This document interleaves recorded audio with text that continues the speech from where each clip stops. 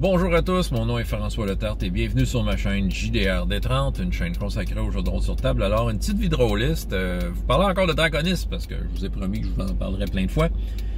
J'ai rajouté une game finalement. Oui, j'ai rajouté une partie. Et je me sens confortable avec mon choix. Donc, c'est une vidéo pour vous parler de confort. Comment c'est important d'être confortable, surtout quand tu t'en vas en convention avec les choix que tu fais. Parce que là, tu sais, il y a le stress de jouer devant tu sais pas qui, le stress que c'est un one-shot, tu sais, une séance unique. Donc, en étant une séance unique, ben, tu sais, tu passes, tu sais, t'es souvent compressé dans le temps. Ça se peut que ce que tu avais pensé, t'arrives pas dans le temps pour le faire. Bon, OK, toutes sortes de choses de même. Il faut être très confortable, OK? Fait que la game que j'ai rajoutée, en fait, c'est True 20 RPGS. Ouais, un hors-série qui va se dérouler dans l'univers de RPGS. Ça a un lien direct avec la campagne que je fais présentement, même que l'issue peut-être de cette aventure-là aura peut-être une incidence sur la campagne que je suis en train de mener. C'est une façon peut-être pour moi de pas d'exploiter de répondre à des questions, même à moi-même, par rapport à la campagne. Ça va se dérouler à Trifandrie, donc le premier royaume dont on est parti. Trifandrie a des problèmes avec Ursut, la nation du Nord d'Elfe Noir, qui veut envahir Trifandrie. Fait que tu sais, ça va être ça le contexte, donc je vais présenter ça aux personnages, aux joueurs, pour qu'ils puissent jouer leur personnage là-dedans. Donc, c'est ça. Vous ferez voir si ça vous tente d'essayer ça, de participer à l'expérience RPGS, mais live. Ça va être la première fois que je vais faire du RPGS live. Tu sais, live avec du vrai monde. T'sais, toutes les games RPGS, c'était tout le temps en ligne. Mais là, ça serait pour de vrai. Fait que ça, je suis confortable avec ce choix-là. Pourquoi je suis confortable avec ce choix-là? Parce que True 20, je commence à le maîtriser. Je me sens... Je suis pas comme incommodé par True 20, je suis dedans, ma tête est là, mon cœur est là, je m'enfargerai pas dans le monde, dans RPGS, surtout pas Trifandrie, surtout que c'est le royaume que moi j'écris, puis tu sais, les événements, ce qui rend cette région du monde-là vivante, dans ce que je veux présenter, ben c'est des choses qui ont été inspirées parce que avec ce que j'ai joué avec ma gang, avec ce qui a été joué dans le passé, tu sais, c'est comme mon bon souffle du monde d'RPGS. Fait que ça, je suis hyper confortable. C'est pour ça que j'ai décidé de dire, hey, pourquoi pas? Puis l'autre raison, une raison autre par rapport à True 20, je vais vous parler des autres jeux aussi par rapport à mon confort, mais juste finir avec True 20. C'est que ce qui arrive, c'est que ça, je suis dans True 20, puis je donne une go dans True 20. J'ai décidé que c'était True 20, tu sais, puis c'est ça. Fait que je vais aller au bout de cette expérience-là. Quand je vais avoir fini en ligne ma game de True 20 en français, mais en anglais, je vais recruter une gang, puis je vais faire la même affaire. Puis je vais encore prendre True 20. Je vais aller au bout de True 20. J'aime ça aller au bout d'un jeu, OK? Surtout que, même que j'aille fini RPGS, ça se pourrait que je n'ose plus à True 20, tu sais.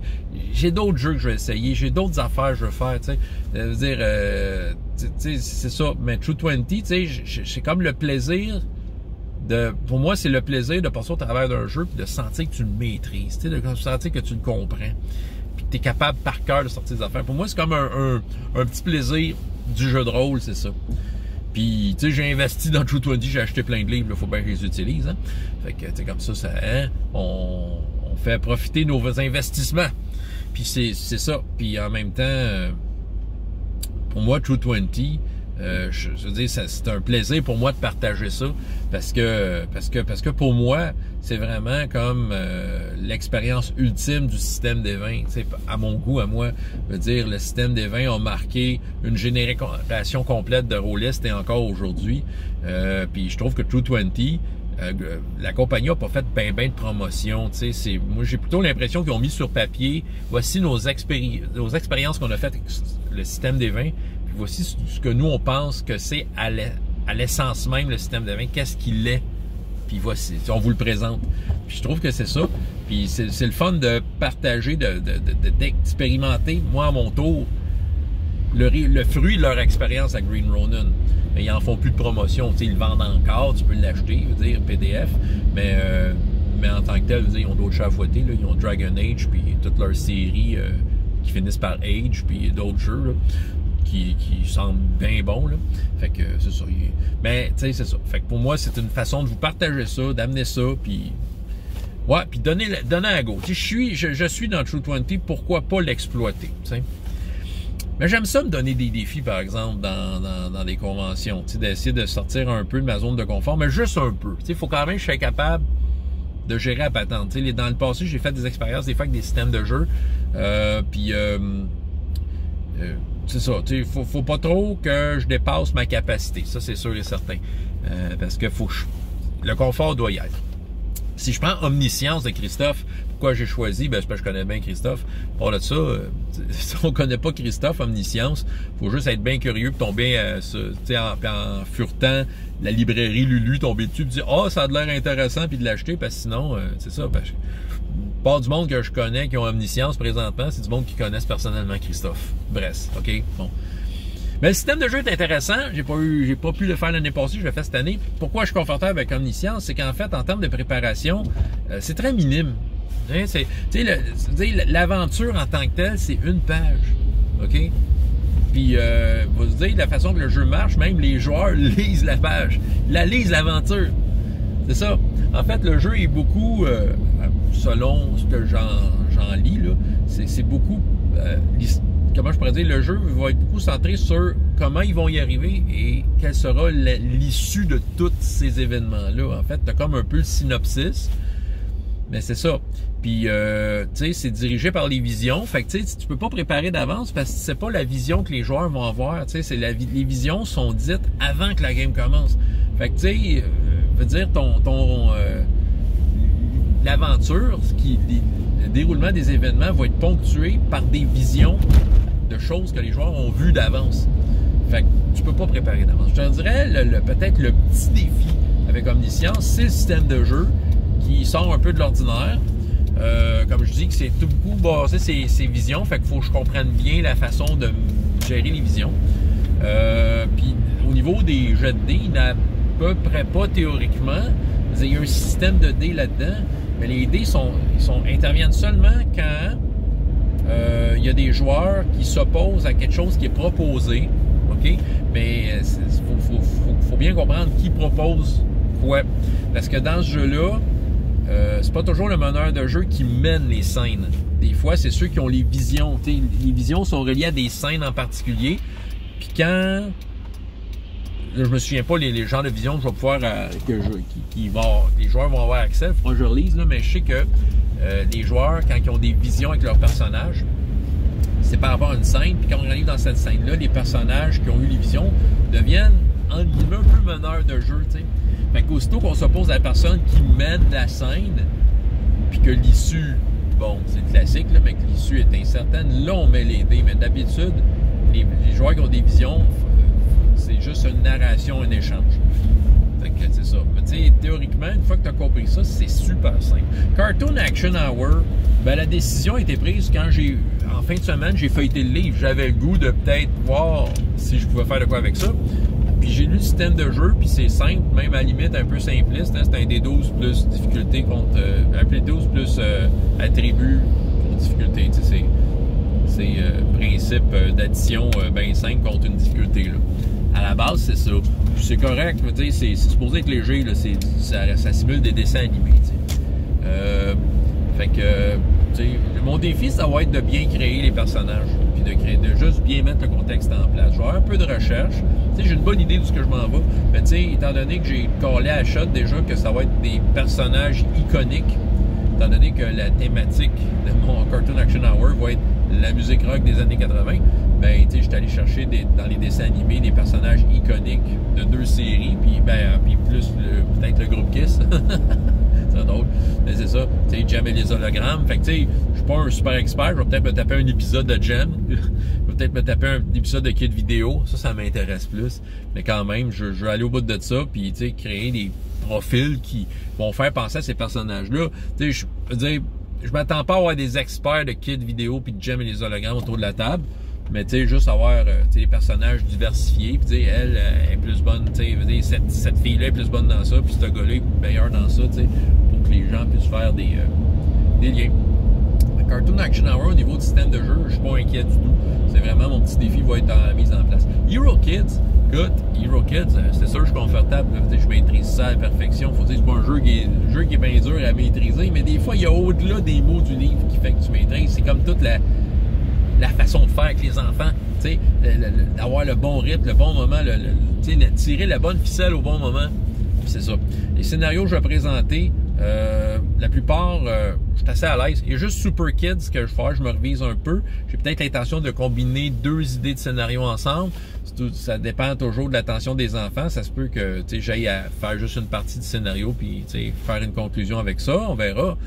Il y a juste Super Kids que je vais avoir besoin de faire un peu plus de travail, peut-être un peu plus de préparation, les maps. Je pense Super Kids, j'avais des maps, mais je les ai peut-être plus là. Mais c'est ça. Fait que ouais, mais c'est pas mal rien que ça. Quoi d'autre? Il y avait des starts que je vais peut-être proposer comme un peu à la carte. C'est ça. Des starts, le système de jeu est super simple. Ouais, je relise un peu parce qu'il y a des particularités. D'autres, à des starts, comment je pourrais dire, le stress que ton personnage subit se traduit en dés que tu ajoutes au personnage, des dés spéciaux. Ils peuvent avoir des bonnes et des bonnes conséquences ou des conséquences négatives, en fait. Ça ajoute beaucoup de succès ou ça en enlève beaucoup.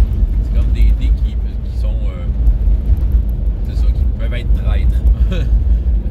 Pardon. Et là, fait que c'est ça. Fait que des starts, c'est un système de jeu qui est particulier à ce niveau-là. Mais c'est vraiment fait pour jouer dans un temps court. Tu as un timer, puis après 30 minutes de jeu réel, tu rajoutes un dé de stress. Autrement dit, tu dis aux joueurs, tu mets un peu de... Moi, je pourrais dire... Tu mets du stress entre les mains des joueurs. J'ai peut-être l'intention de lire 3 des scénarios. C'est peut-être ça le défi avec des starts. Je suis confortable avec des starts, mais ça va être de préparer 3 scénarios. Faut dire que c'est des petits feuillets super faciles à lire. C'est des scénarios qui sont supposés durer 1 heure. Fait que c'est des situations assez simples.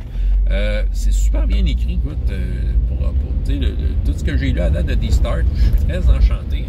C'est un super bon jeu de rôle pour introduire les enfants. Un peu plus grand que Hero Kids. Mais mettons que je reçois une famille, ou je reçois du monde qui n'a jamais joué à du jeu de rôle. Ils vont sentir qu'ils sont pas infantilisés dans le jeu-là. Le système est quand même sérieux. Mais tu vas pas avec une feuille comme Donjons et Dragons, puis tu as plein d'affaires d'écrits, puis tu essaies d'introduire quelqu'un. Puis, pour profiter de ta feuille à donjon, il faut que tu joues longtemps. Mais moi, le monde, ça va s'adresser du monde qui se passe par là, puis qui veut juste voir qu'est-ce que c'est. Fait que, si ma promesse, c'est, théoriquement, ça dure pas plus qu'1 heure, ils savent dans quoi ils s'embarquent. C'est ça mon idée. Fait que je suis confortable. Je suis confortable avec toutes ces idées-là. C'est ça qui est important. Si tu vas dans une convention, il faut que tu sois confortable avec tes idées. Écoute, on m'a posé la question. En tout cas, un de mes habitués de Star Wars des années passées m'a posé la question: tu fais pas de Star Wars cette année? Non. Je suis pas à l'aise de faire Star Wars cette année. Je sais pas. C'est ça. Il y a une question de confort. Oui, je maîtrise le système de jeu, puis l'univers, je le connais bien. Mais il y a une question d'inspiration. C'est ça, Star Wars. Je sais pas, ça me le disait pas cette année. Peut-être une autre année. J'aime ça, Star Wars, là, mais c'est ça, mais non, pas cette année, c'est ça. C'est peut-être, comme je dis, une autre année, je vais peut-être me lancer dans Star Wars. Je verrai. Parce que c'est ça, ma tête est ailleurs, je veux comme profiter de mon élan par rapport à ce qui m'inspire. En tout cas, puis défi fantastique, ouais, c'est ça. J'ai fait. Bien du monde me demande pourquoi tu fais pas plus de défis fantastiques dans ta vie, blablabla. C'est parce que je veux trouver le bon moment. C'est clair que je vais en faire du défi fantastique. Puis là, à Draconis, j'en fais pas. Je l'ai fait. Première année de Draconis, j'avais présenté des défis fantastiques. C'était bien le fun, c'est sûr. Mais c'est ça. Mais cette année, j'ai vu qu'il y avait une game de défis fantastiques de présenter. Puis c'est ça, écoute, je souhaite profondément pouvoir y participer. J'aimerais ça pas être en train de mener une game à ce moment-là pour pouvoir jouer à des défis fantastiques. Écoute, pour les fois que ça arrive, faut que je saute sur l'occasion, là. Fait que je veux tellement jouer à ce jeu-là. Écoute, le pire qui peut arriver, c'est que je sois en train de mener, que je sois occupé à mener une game ailleurs, puis ça va être bien correct. Mais dans les faits, s'il y a une game Puis, si j'ai à sacrifier toutes les games que je pourrais faire pour en garder une, ça serait des défi fantastique. Ouais, vraiment. Fait que c'est ça. Puis je verrai pour les autres games s'il me reste du temps, savoir avec qui j'embarque, à quelle heure, tout ça. Fait qu'on s'en parlera. J'ai que Pierre a parlé de Star Wars fin de dimanche. Si c'est pas des fantastiques en même temps, puis si je suis pas en train de mener une autre game, ben il y a des chances que je chaîne en game à Pierre, mais sinon, c'est ça. Vous avez mon plan de match et je vais sûrement vous en reparler. François Leterre, JDR des 30 et jusqu'à la prochaine fois, il y a autant de plaisir dans la vie que dans les jeux. Au revoir.